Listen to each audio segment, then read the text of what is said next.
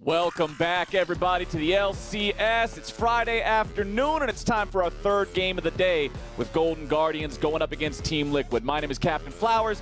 This is my main man, Azael. Please tell me I pointed the right direction. I hope I sincerely did. And we are looking to get back into some Team Liquid levels of dominance here for this squad after a rough past week. It has not been the start that people were expecting. 3-3 for Team Liquid after smashing people in the lock-in is not where we thought we were going to end up. And also, Alphari, the performances from him have not been what was expected. He has looked exploitable. In lock-in, he was crushing everyone. He was so far ahead in the laning phase.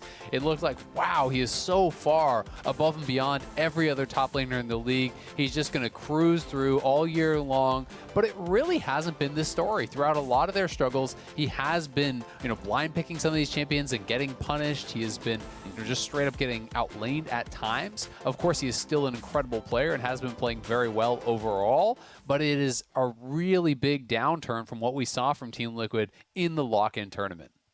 Right. They won lock-in. They're one of these rosters that has a ton of star power on it. Everybody is looking at this roster to be one of the big contenders to take away the whole thing here this year. And when you go 1-2 on the second week of play, it doesn't inspire a lot of faith. Yeah, I mean, people were talking on socials about, is Team Liquid going to go undefeated this year? Are they going to slam through the entire split? Well, no, the answer is no. And on the other side, there are some struggles happening for Golden Guardians, but I do want to point out that I think Stixxay has been looking good overall.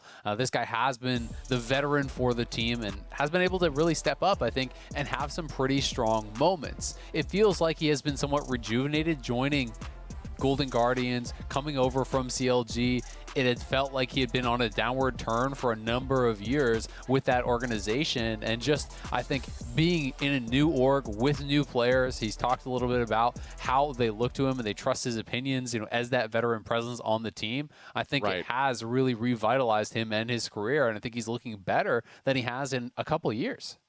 Sometimes you just have to have somebody have that extra pressure put on them, be that guy that everyone else is looking to, be that source of leadership and experience in a roster that otherwise is incredibly green. And the Golden Guardians and their young roster here has a pretty tall task ahead of them. Again, when you look at the LCS and you look at the way the different rosters were formed, some were formed with big budgets to compete for the title, others were formed with development in mind instead. These are very much on the opposite side of that scale, with Liquid being the top end, Golden Guardians looking to just develop things, so they will really have to work for a win here in this one.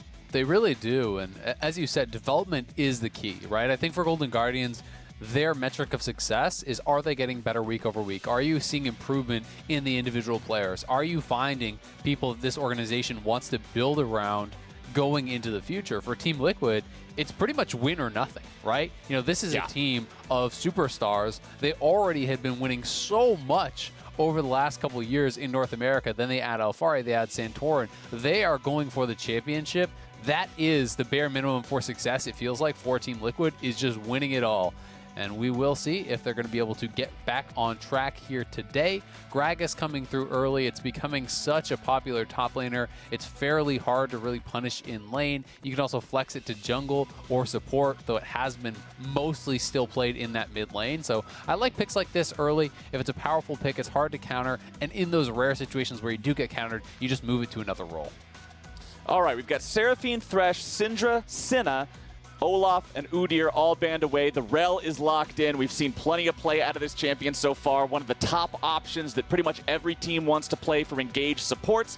And Azir will follow that one up here for TL. Yeah, Azir, pretty standard. Pretty much feels like these days people are going towards Azir and Orianna and Syndra. That has kind of become the big three so incredibly often. You can go a different route if you want to go more towards poke. People are still playing Zoe, but it does feel like, especially when you're looking at a player like Jensen, he has been very comfortable to just kind of rotate between those three champions. They have made up the vast majority of his plays. This is number 5 for Azir. He already has 5 Ori games, 4 Syndra games thus far this split. Golden Guardians, though, showing us that it won't be a jungler, so at the very least we kind of know that this is going to be top or bot. The one thing I will say about the Gragas is now you have AP top, you have AP jungle, presumably, so they're going to need an AD mid laner, or they're going to need to flex things around. Because if you go triple AP topside, I think it's so easy for your opponents to itemize that it becomes almost trivial to deal with. So I'm now either expecting an AD mid laner, or I'm expecting them to put the Gragas down to support. If I'm TL here, I ban out some of the AD mid laners, ban out Yone, ban out something like even an Irelia if you're concerned about that, because I think you can severely limit their options. Jace could be another good option there to actually take off the table. Banning Orianna just feels surprising to me, because I would be shocked if TL thinks that Golden Guardians is going to walk into a triple AP topside, but seems like that is their decision thus far. Well, you did say that Orianna, Syndra, and Azir have fallen into that role of being the big three, so it could just be that Team Liquid is predicting that they want to go with that comfort, go for that standard style, and ignore the penalty of being triple AP topside. Either way, Orianna's banned away. They won't be allowing that. Samira banned out as well. Remember, this is before Samira took the Nerf bat to both kneecaps, so the champion is still pretty darn strong in the current iteration of the game we're seeing in front of us, so that one's banned out. Renekton also banned. Gangplank banned out. Niles has expressed his love for Gangplank as a champion plenty of times in the past, so they'll keep him off of that comfort. And let's see what TL wants to pick here. We need to see an AD carry. We need to see a top laner here from this squad. Okay. Will be interesting to see exactly where they do want to take us. Tristana is actually really strong these days. I think Tristana is really underrated. It sees play now in mid lane and in bot. We know it's not going to go mid with the Azir, but I think Hail of Blades Tristana actually is quite powerful. You can rush attack speed. Berserker Greaves rush feels pretty standard to me, and just be able to have access to shoving in the wave constantly. This champion scales incredibly well, and it skirmishes very powerfully, and with Hail of Blades plus your explosive shot, you can actually charge that up very, very quickly and win out on some of these quick trades, even in the early game, which is one of the weaknesses that Triss has always kind of traditionally had. Right. And on the other side, the Pantheon is locked in, a champion that found itself along the ban row for a lot of time leading up until this point, but Golden Guardian's going to get to play it here, and their last pick of the draft might just be this Zoe. They've got a couple more seconds to think about it in case they want to swap it out at the last moment. And with that Yone still open, This is what you were talking about, Isaac. Since that was not banned away from Team Liquid, Yone can be drafted here by Golden Guardians. So now we have to figure out where everything is going to go. You know, presumably it would be Pantheon support. I think that's what most people are going to assume. Gragas, obviously, there is some potential to be flexed around down towards the bot lane, but Yone would fix their triple AP topside conundrum that I was mentioning, and that's why I expected that to be banned out. It seems like the obvious pick when you do want an AD mid laner. It's the most popular these days. Camille going to come through here for Alphari. And this has been one of his kind of bread and butter picks. This has been one of the key differences when you compare how Alphari was playing to how Impact had played for the team before. Camille was not something that Impact really played. It allows them to focus on this split push. They have Hecarim, so they have a strong dive buddy alongside that Hecarim with the Camille. Rel can set that up as well. You have very strong, high, consistent DPS from your backline with the Azir as well as the Tristana. So pretty well-rounded composition here, all things considered. Oh, they swapped! Oh, baby. All right. So it's Niles playing the Pantheon top into the Camille, and we'll have Gragas on support there in the bottom lane. How do we feel about this, Isaac? Pantheon and Camille, top lane matchup. This is pretty crazy. So I think this was really trying to kind of pull one over on Alphari. You know, when the Camille comes through, I think you're going to feel pretty comfortable going up against that Gragas, you know, in more of a slower paced lane. But with Pantheon coming through, Pantheon can be incredibly difficult for a lot of these melee champions. It has one of the most oppressive lanes up in that top lane, and I would be interested to see if he wants to go crazy and go Ignite. He's not going to play Ignite, so it will be TP. Okay. But you've got to be so scared of the setup here. And he's not playing with Flash. It's going to be Alphari playing TP Ignite here. So this is something that, you know, a lot of people were kind of criticizing it because Cloud9 slammed it 3 times in a row. But Camille does like to play Ignite a lot of the time versus Renekton, versus I've seen it against Darius, Jax, some of these difficult melee matchups, because it takes away some of the advantage that they have in those early levels, right? And I talked about how Pantheon, as we may see tactical face check here. Oh, tactical with the face check and the damage coming down, but he jumps away. And thanks to the rocket jump being skilled at level 1, he's just fine. Yeah, that is why you do not put a point in any ability until you actually see what's happening at level 1. So able to skill that rocket jump. They would lose the push now if they actually wanted to try to really heavily go for it. But generally speaking, it's not going to be a big deal, and you'll see a lot of Tristana players actually forgo taking the E at level 1 because it can sometimes mess up your last hitting until you are past that first wave. But anyway, yeah, so this Ignite, the idea is to allow him to contest the early game of the Pantheon. He already knows he's going to win the later stages of that 1v1, so we'll see how they're going to be able to deal with that. The one risk for Alphari is that you have a point-and-click stun from Niles, so if Iconic gets up there and they can actually set up some sort of a gank, we have seen Ignite Camille die many times to jungle pressure. Well, talking about jungle pressure, one thing that we also have to acknowledge is that Niles practically has a sign on his back that says, gank me. Players, teams, doesn't matter who they are, love to send attention top lane and try to bully this guy out of his laning phase experience. So I'm curious just how much attention Team Liquid and specifically Santorin is going to put up here onto this top side, especially when you consider the Ignite teleport. From ahead, this is so difficult to play against because of the fact that she's able to be all over the map as well as having the 1v1 priority. So if Santorin wants to focus on this, Niles might have a pretty hard life here. I will say, though, when you're considering the 2v2, Hecarim early game is not really that powerful, right? You know, I would actually favor the Pantheon as well as, you know, having that Lilia. I do think they have the advantage in that 2v2. The Ignite changes things somewhat, so it comes down more to execution, but it's much easier with that point-and-click stun here from the Pantheon to be able to set up any sort of gank. And having this Ghost Hecarim come in, it is risky because if Lily is in the brush and you show up, you could just die. So I do think that Alphari will be left a little bit more to his own devices, and it's going to be up to Iconic, I think, to get up here and punish. But Iconic has not been an active jungler. Like, he has been playing pretty well, but for the most part, he's very passive. He sits back, he farms, he has relatively low jungle pressure when you're looking at his jungle proximity. He just doesn't spend a lot of times around his lanes, so we'll see if that's going to change here now with that Pantheon that's going to want to play aggressive. Well, he sets down a ward in the enemy jungle just to make sure Santorin isn't going to be passing through here as he goes to take this topside Scuttle Crab. But since we have perfect information, we know that the junglers are on opposite ends of the map right now. Both of them decided to go for a full clear, and they'll take Scuttle Crabs on opposite ends of the river. Santorin now approaching towards that mid lane here. Wards will spot him out, so shouldn't be able to find a whole lot out of that one with Core JJ going in on the bottom side.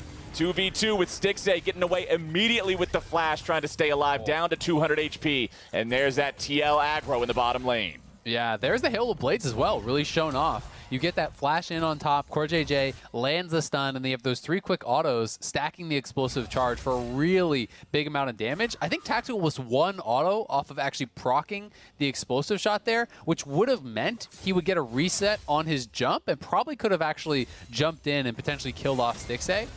But they are able to survive. It's also worth mentioning that it is AP Gragas down here. He's actually playing Spell Thieves and Comet.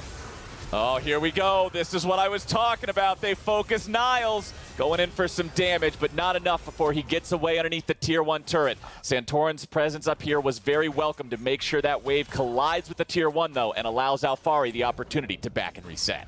I mean, Niles is kind of trolling. Santorin just cleared, didn't he just clear a ward right in front of him? He saw it with the Scryer's Bloom and then cleared it. Yeah, so you have so much time to react there. That is a huge mistake, as maybe you're going to be able to force out Summoner, but not going to happen. Gutter ball.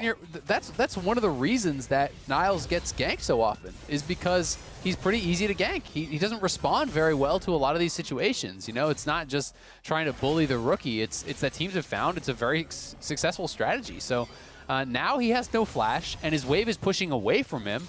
And it is Ignite Camille, so the Summoner advantage is heavily over towards Alphari. And this is even scary to TP back towards because Lilia's on the bot side. So either he gives up a freeze right now to Alphari, or he TPs in and just kind of says, hope the jungler's not here. And in this case, the jungler is not. But you have got to be really, really nervous about these next couple minutes where you're playing without flash, because anytime you're pushing up, you're a pretty easy kill now, especially once Alphari gets 6. Yeah, Alphari very scary here on the Camille, waiting for that big point, but he's still down a little bit of minions here with a big wave pushing towards him. He will alleviate a lot of that difference just by farming those up underneath the turret. Team Liquid does have themselves a 400 gold lead thanks to farm advantages across the map, with the biggest one of those being the one you're looking at right here on the screen. A Blaze Olive, 20 farm behind Jensen, playing this Yone into the Azir, and I do want to point out lethal tempo on the Azir, which scales well into the team fights and allows him to bully melee matchups like this that much more effectively. Yeah, lethal tempo people generally really like into melee champions. You know, you see Comet or Electrocute into the range matchups. It's just so easy to actually proc the lethal tempo with a Q onto the melee champion as they try to last it. Then even if you don't get an extended trade, you now have the bonus attack speed to shove in that wave really, really fast and make it more difficult for a Blaze Olive to last it over that turret. Jensen really laning very, very well here. And this is a pretty atypical composition, you have to say, from Golden Guardians. So I do think their early game is important. I also think that their execution is so important because you're playing AP Gragas, which is ridiculously squishy. I mean, Newbie basically has his one engage, and then he's going to die instantly if he gets... Yeah, you automatically die every fight. Yeah, so you have got to be so on point. Like, you've got to nail your combo. Yone comes over top to follow it up. Pantheon ulting in. Everything has to happen perfectly. And if it does, to be fair, you might just insta-kill Tactical or Jensen before they can do anything. But if you misstep at all, the sustained damage that's going to come out from TL will destroy you. Well, TL is going to grab their first Drake here, 7 minutes into the game, so they'll add that neutral objective to that factor of things that are contributing to their winning so far. They've got 500 gold lead, so again, nothing huge, nothing crazy. Golden Guardians is not super far behind the curve of things. Niles did purchase a tier very early on here for the Pantheon, so just trying to alleviate some of the mana issues, allow him to spam those abilities a little bit more effectively up here, and he does still maintain a CS lead as well. Yep, yeah, he's not doing terrible by any means, but the concern is always going to be compositional, right? When you're looking over at these two comps, when you're picking Pantheon for that top side, you are kind of expecting to get more of a lane advantage, and losing your flash does kind of hurt that. You know, Yone as well, I think is a lot more difficult to actually execute on in a team fight than something like Azir. Tristana scales incredibly well. You have amazing counter engage and engage with the Rel, so I like TL's composition way more, to be honest. I think that there are ways for Golden Guardians to win, but my concern is more about the game state given the compositions than just a pure gold lead. A Blaze Olive using the Soul Unbound to place that ward down there by the Rift Herald pit and make sure he has an escape route after the fact. Of course, that means 15 seconds until he's allowed to use it again, so he'll need to play nice and back here and not give Jensen an opportunity to all-in him as the Azir at level 8 with that Shurima Shuffle ready to go. Santorin once again showing up here on the top side of the map, sweeping, looking for wards, nothing to be found. And that means that Alfari going forward here with a hook shot is signaling it's time for the horse to go on in. Niles is the target. As per usual, enemy teams will focus him down, and first blood to Alfari. Really nicely done there, able to get that kill. And it was pretty easy. They didn't even have to commit the Hecarim ultimate. They didn't use the Ignite from the Camille as well. The only thing they actually used there was the Camille ulti. And this is that situation that I'm talking about. When you don't have flash, it's really hard to actually commit to resetting the wave. So the wave is frozen there. He's sitting pretty defensively in the brush, but because he's that far up, it just doesn't matter. He's trying to just soak experience at this point. And he has that summoner disadvantage, so they're able to go up there, get a pretty easy kill. Iconic tried to get up for the counter gank, but Golden Guardians is not the ones being proactive in this lane. You know, it's now level 7 on the Hecarim before there was any sort of fight up on the top side. Iconic hasn't even tried to gank anywhere, so I do worry how this lane is going to look going forward. Well, Golden Guardians see the opportunity to make a play on the top side of the map now as they go for the Rift Herald and should be able to secure that one there. You can see Iconic picking it up. They know that Camille just used her ulti to get that kill on the top side so that at least Team Liquid are down a couple of resources. But considering all 5 players from Golden Guardians rotated up there to guarantee that Rift Herald, that's just free money for Tactical down here in the bottom lane, utilizing the turret pushing power of Tristana to grab a couple plates. Yeah, this is another really nice thing about Triss is potential all-in, just looking like it will be a trade unless Jensen wants to fly in there. But anytime Tristana gets access to a tower, you destroy those things. Nice dodge out, trying to avoid that ultimate coming in from Yone, both because of the rapid fire as well as the explosive shot. So it looks like he's just rushing towards a shield bow. I think that makes a lot of sense with Pantheon and Yone, but now another attempt here mid. Pantheon coming in, but Jensen with the early flash away, making sure that he pays respect towards Golden Guardians and does not give away a kill on that one. So Niles' ulti will force Jensen's flash, but nothing more. Good trade, you have to say, from Golden Guardians. It's a nice attempt there from Niles. They don't get the kill because Jensen was very respectful with that early flash, as you called out. But you're still going to be happy about that pressure coming down here from Niles. Being able to make something happen with that ultimate is important on the Pantheon. You don't want to just be stuck in that laning phase forever, farming it out against Camille, especially if you're not playing, from a dominant position. You need to be out on the map, making moves, because you are going to get outscaled. It is that ticking time bomb that is Camille over there. So Pantheon needs to be proactive, just as we saw him able to do. So do you think we're going to see the full build of the Mana Moon here, or is it just going to be a tier for the Mana's sake as Jensen's going into the mid lane, uses the ulti, but gets the flash out of a Blaze Olive, so both mid laners now without the flash?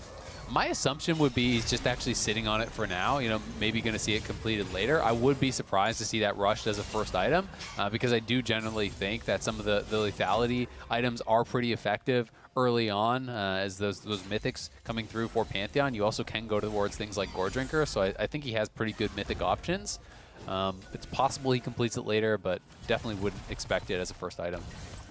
Team Liquid are up 2,500 gold, Isaac. 12 minutes into the game, 1 kill on the board, no turrets. Just the farm leads. Mid lane, bot lane, jungle. Yeah, top is pretty much even, but the plates that they're picking up on top of that, all 15 plates still intact on the Team Liquid turrets. And while the top lane for Golden Guardians is singing the same song, mid lane has lost a plate, bottom lane has lost 3 plates, and Team Liquid is quietly building up a nice, cozy advantage for themselves. Yeah, they really are. And this is just, I think, playing right into Team Liquid's hands. They are a fairly slow team. They have a really good early game statistically, but it's generally through superior laning. It's not through, non-stop ganking and fighting.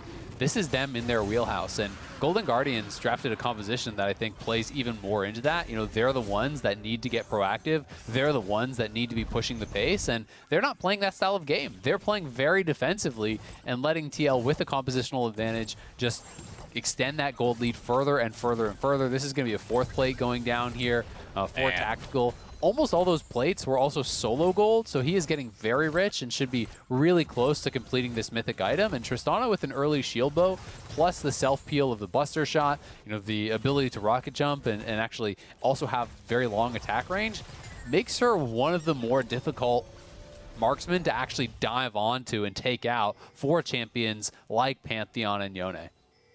Especially when those champions are not exactly ahead of the curve of the game either. Jensen losing some HP here in the mid lane. A Blaze Olive using the full duration of the Soul Unbound to stick around there and take Jensen down to 40% HP. Down in the bottom lane, it's Golden Guardians summoning up that Rift Herald. They got 15 seconds left for the plate money. They recognize they're not going to get a better deal than this. And so Newbie just decides, all right, let's go in there. Let's just get some money for it. Yeah, I think it's the play. As you said, it's about to time out. You're not going to get something more, so just drop it. Make sure you're getting some gold. They get some of that into the hands of Stixxay as well, and you can see they're laying a trap, but there are question mark pings to where that bot lane actually is. We'll see if Tactical goes too far forward, but he knows someone could be in the brush, so he's playing it far back.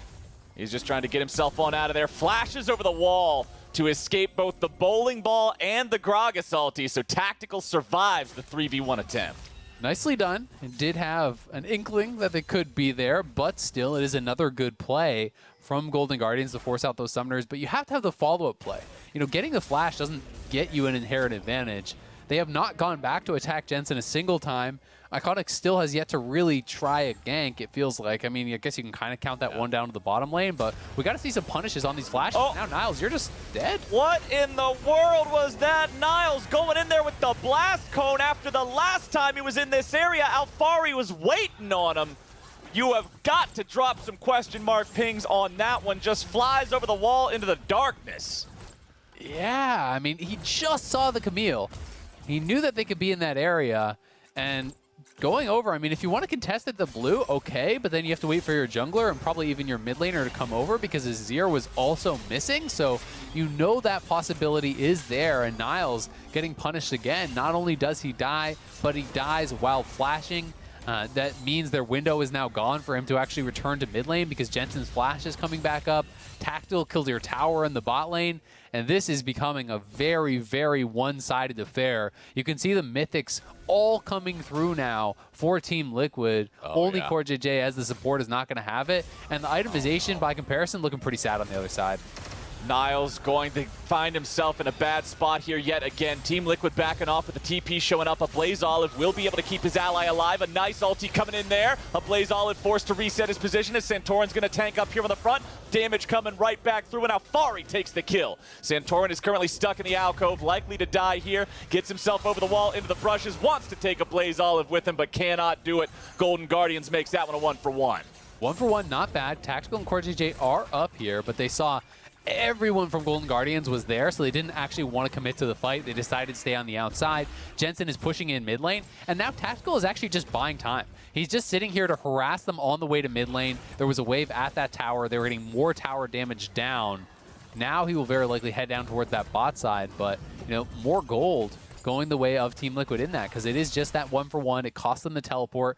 We can see again, Niles just getting picked on here. Doesn't have vision in the river. No one from his team is around, so the hook shot to be able to follow up as he goes back. And then as the TP comes through, it's a really nice start to it from a Blaze Olive. I wasn't sure how much he could get done coming in at fairly low health, but he is forced to retreat earlier than he wanted to because he did enter the fight at about half health. But then Newbie is here, Stixay is here, Iconic arrives as well, so they just decide, all right, give it up. Give that one kill over to Santorin as Core JJ and Tactical don't want to enter the fight.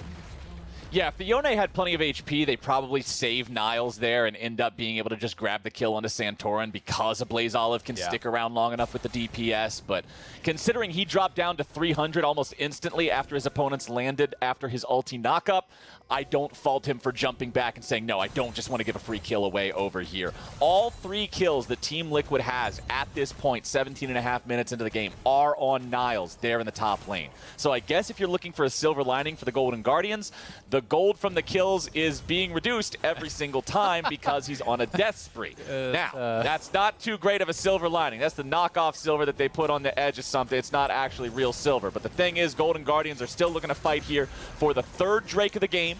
Team Liquid has taken the first 2, and Golden Guardians has priority over the pit right now. Santorin wants to enter, see an opportunity to turn this one into a 50-50. Alfari showing up from the side. Team Liquid going for the fight. Forget the Drake. They want the kills. Newbie's about to drop. They already lost a Blaze Olive. Santorin going in after Niles, looking to put him up to death number 4. A double kill back to Tactical. Santorin continues with the devastating charge. The sleep comes through from the Lilia, but there's no tier 1 turret to hide behind. There's no way out. Core JJ with a flash engage just to make sure, and the Rel takes the ace. They are just destroying Golden Guardians here. Bud Light ace for TL. They are getting it all, even pinging on towards this Rift Herald here. Multiple kills for Tactical. He already had solo gold from 2 turrets before this, and this is what I'm talking about. You've got to be there with the engage. Unfortunately, the follow-up was not timed well onto Tactical. Newbie had a good initial engage, but the Buster Shot was actually buffered for the ultimate. There was a gap between the Body Slam and the ultimate. There was no Yone ultimate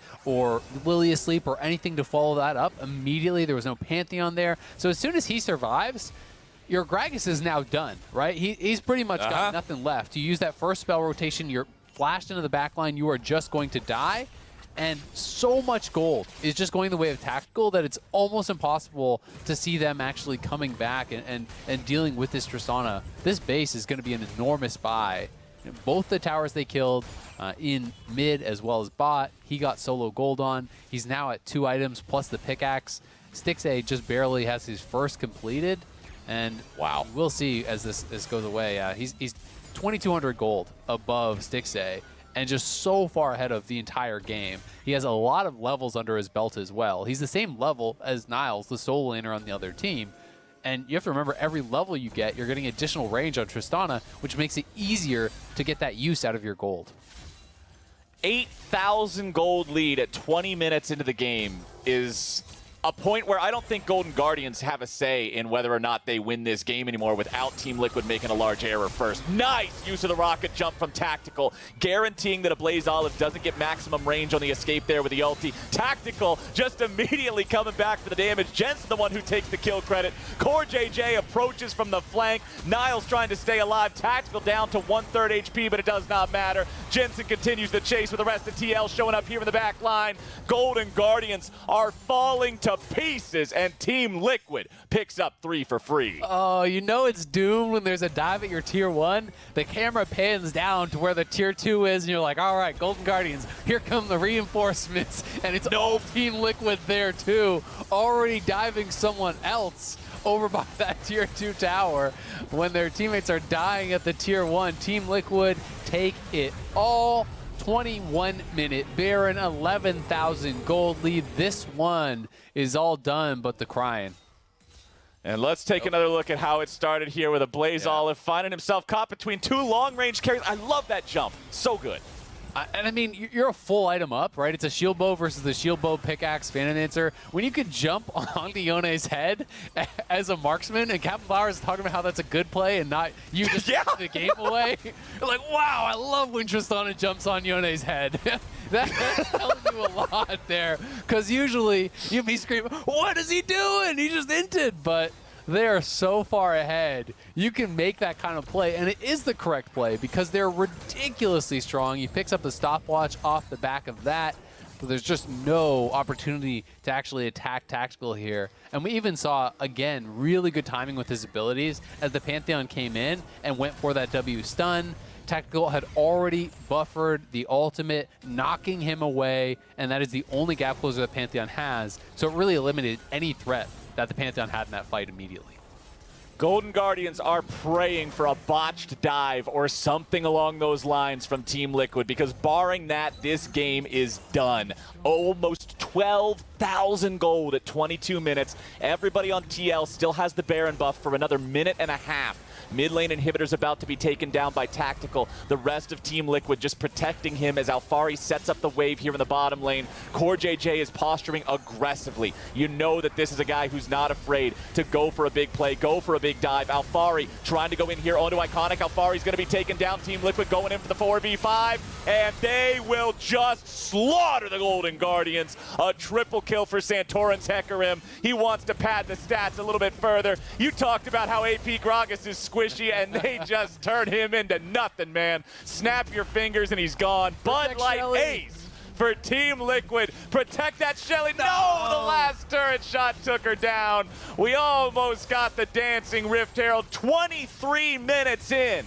Team Liquid take down Golden Guardians. They are coming into week 3 looking strong, just trying to pad the stats a little bit further, see if maybe somebody's going to spawn. Jensen ints it a little bit there to the Fountain Laser at the end, but it does not matter. GG, Team Liquid get the win. Oh my god, and Team Liquid, these damn KDA players not protecting Shelly, chasing down Gragas kill instead. What happened to protecting the 6th member of the team there? Shelly could have danced, but Team Liquid playing an incredible game, absolute dominance in this one. Golden Guardians got pretty clever with the draft, it felt like, and I did think that there was some merit to the draft, but I have to say I was so disappointed with how they actually played in-game. When you're drafting Pantheon, you're going to put this Pantheon up against the Camille, and Lilia doesn't even gank that lane a single time. The only time Lilia ever came up was after he was already dying to try to maybe save him, but it was like, you have got to be proactive. You have got to be the ones attacking. The only plays that Golden Guardians made where they forced out summoners or had some sort of pressure, they never returned. They never returned mid lane after forcing the flash there. They never attacked Tactical after forcing his flash. They never ganked for the Pantheon. So the follow-through after the draft just wasn't there, and they look completely outclassed across the board here by Team Liquid. Outlaned, outfought, outplayed. Very, very simple game for Team Liquid. It was a great game for TL, and it's time for us to head to a break. But after that, we'll be breaking down the Team Liquid win with the State Farm Analyst Desk, so don't y'all go anywhere. I didn't order a pizza. I know, but that Parker promo saved me so much on my insurance. Brought you a little something special. Parker, State Farm offers everyone surprisingly great rates. You're the man, man. And you want the real deal? Like a good neighbor, State Farm is there.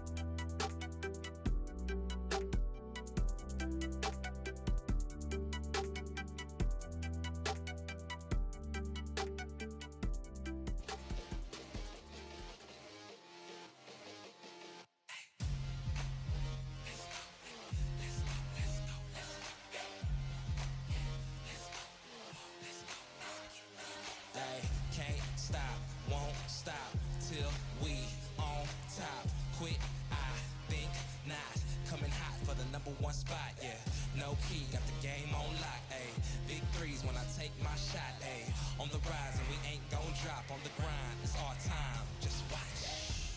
If you want it, you can get it. Life gets hard, but don't you let it get you down. Go get the crown because our time is now. Ayy, we gotta get it. Gotta get up, gotta go, we gotta get it. Ayy, they won't forget us. Made it happen and we all became legends. We gotta get it, gotta get it, gotta get it. We gotta get it, gotta get it, gotta get it. We gotta get it, gotta get it, gotta get it. We gotta get it. We can't be contained when we leave the game. My name will remain. We don't need the fame. You can keep this chain. We broke free, so things won't be the same. Nah, on the mission, gotta get it. Let's work. We were raised on the net. I'm raising my net worth, but it ain't about the money. Nah, it ain't about the cause. All that matters is the world knows who we are. Stars. If you want it, you can get it. Life gets hard, but don't you let it get you down. Go get the crown because our time is now. Hey, we gotta get it. Gotta get up, gotta go, we gotta get it. Hey, they won't forget us. Made it happen and we all became legends. We gotta get it, gotta get it, gotta get it. We gotta get it, gotta get it, gotta get it. We gotta get it, gotta get it, gotta get it. We gotta get it. Know that our time is now. Yes, life can get hard, but don't ever let it keep you down. See, we are all kings and queens and we all deserve crowns. So don't wait. Get up, go out and get it. Now. Hey, we gotta get it. Gotta get up, gotta go, we gotta get it. Hey, they won't forget us. Made it happen and we all became legends. We gotta get it, gotta get it, gotta get it. We gotta get it, gotta get it, gotta get it. We gotta get it, gotta get it, gotta get it. We gotta get it. We gotta get it. Gotta get it, gotta get it.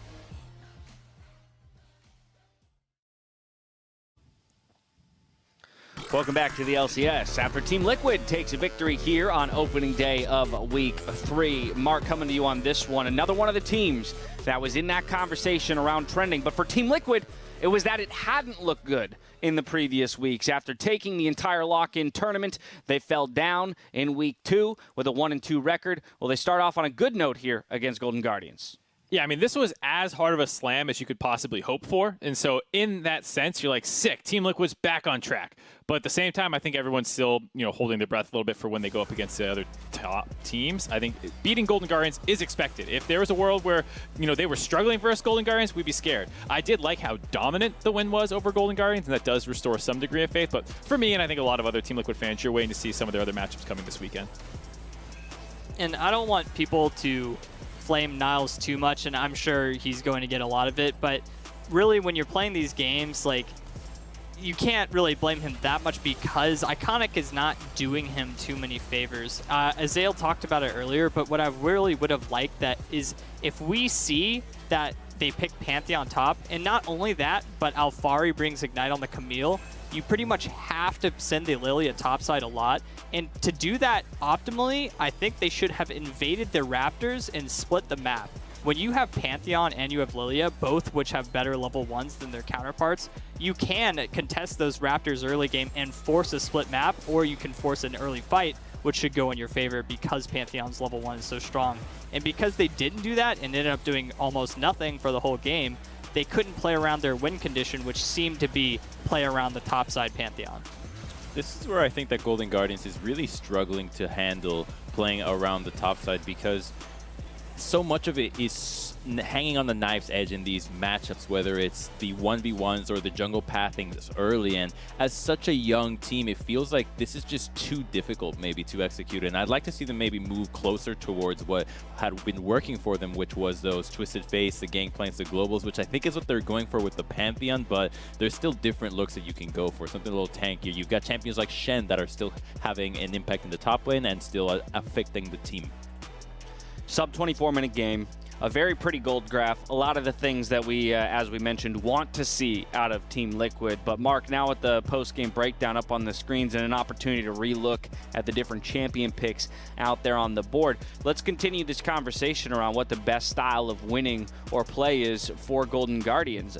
Again, we know this is a developmental roster, but 1-6, Do you feel like something needs to change? Can you continue indexing into a player like Niles? Is that something you can commit to a full year, even understanding that, it might not bring you into a playoff picture? Yes and no. I think on a personnel level, the answer is yes. I don't think you want to, start swapping your players out at this point. It's still pretty early on into the year, all things considered, and this should be viewed as a year-long, quote-unquote, project for what the Golden Guardians roster has put together. That said, I don't think that means that you don't make adaptations and changes in draft and how you're approaching the game. To Alorum's point about, okay, if you're taking these hard snowballing topside and you're not really converting ganks and you're struggling to find plays as a team, then take something that doesn't quite need to have such snowball potential. You can still play carries top. You can still try and do things like the Camille itself. But you don't necessarily need to go for such an aggressive version of it that needs so many things to go right to win. And I think, I wouldn't want to see Niles just defaulted to Ornn and Gragas and whatever the tank meta ends up being or whatever. But I do think finding some easier executing comps to play on stage could be a big benefit to them. See, I think that's fine if you're defaulting to Ornn and Gragas and anything else, because first and foremost, I don't know if their plan is to make playoffs, and obviously most of us think that their plan is just to develop the players, and playoffs is kind of an afterthought. But I think they really need to get down and get into team fighting before they can even get into the more long scale of the game, because a lot of the time these games are ending in the early game before they even have a chance to team fight. So where are they going to display their talents if not in the easiest way of scaling in team fight? See, straight from Alorum's mouth. I know this is not what you just said, but all I just heard was Malphite. Pick Malphite because Malphite's a team fighter. I said that. He's easy to pilot, so Malphite is something that these teams should consider. Anyway, before we get into our next game, I do want to call attention to those in Texas who are left without food or shelter due to the winter storms knocking out many public utilities. Now, if you at home want to help, please think of donating to Feeding America as we aim to get them much-needed support through these difficult times. That URL, for your knowledge, is feedingamerica.org/hunger-in-america/Texas. Again, feedingamerica.org/hunger-in-america/Texas. It's not the easiest thing to remember, but I promise it. You type, even if you Google Feeding America, you'll find it. Please go help everybody out. There are so many people within the gaming community who I know are housed in Texas, and it's great to see the outreach that this community has had so far. You've got the break to get that done. We'll see you back here for Game 4 in just a bit.